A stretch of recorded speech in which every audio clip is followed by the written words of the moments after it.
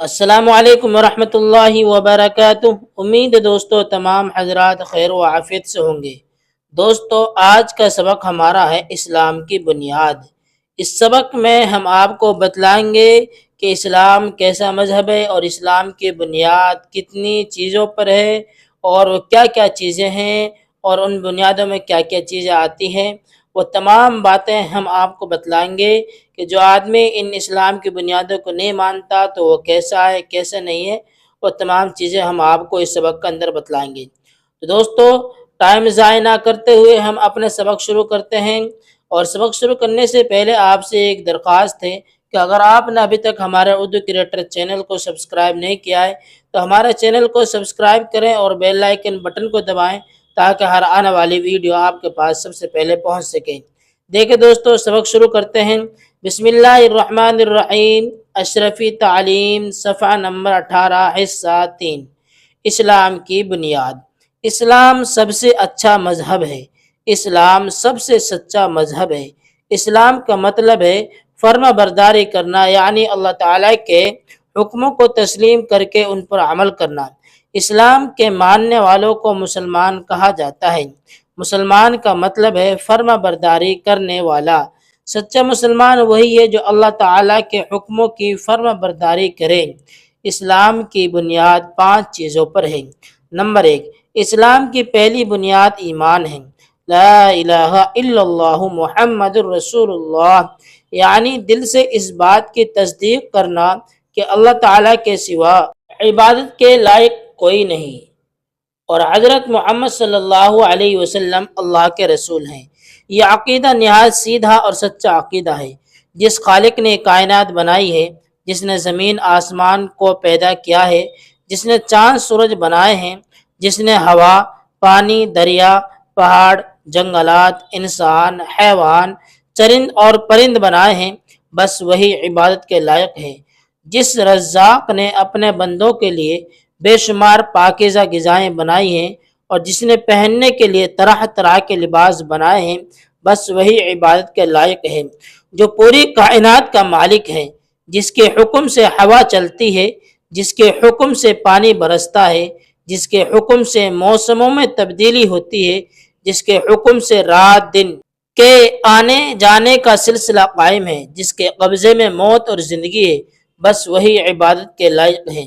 اللہ کے سوا نہ تو کوئی خالق ہے اور نہ ہی اس کے علاوہ کوئی رازق ہے اور نہ ہی اس کے علاوہ کوئی مالک ہے، اس لیے اللہ تعالیٰ کے سوا کوئی عبادت کے لائق بھی نہیں۔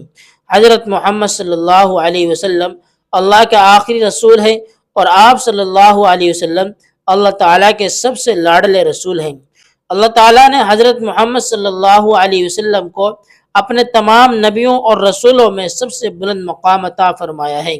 اللہ تعالیٰ نے حضرت محمد صلی اللہ علیہ وسلم کی شخصیت کو تمام انسانوں کے لیے نمونہ عمل بنایا ہے۔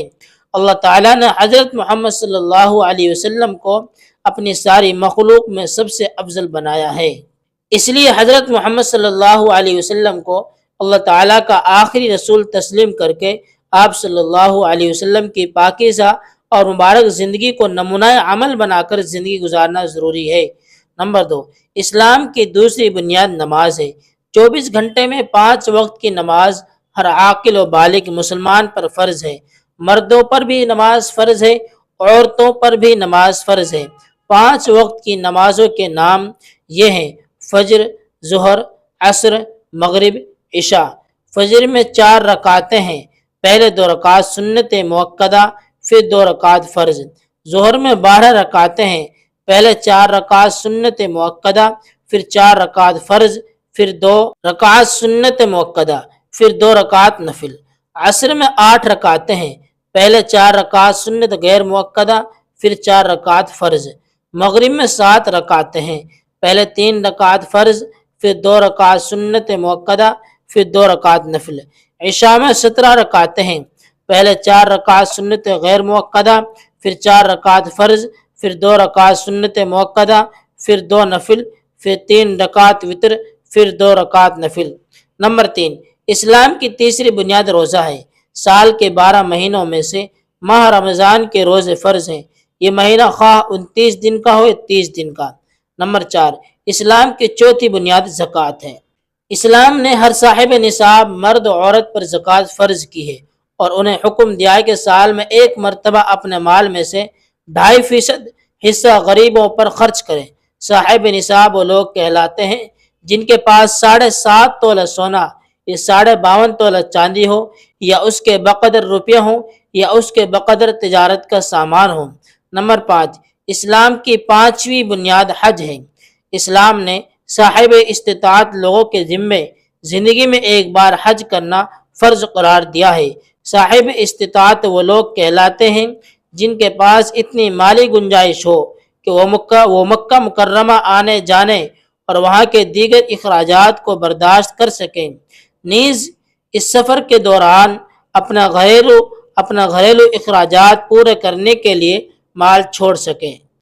اسلام کی 5 بنیادیں ہیں۔ جو شخص قدرت کے باوجود ان میں سے کسی ایک پر بھی عمل نہیں کرے گا تو اس کا اسلام مکمل نہیں ہو سکتا۔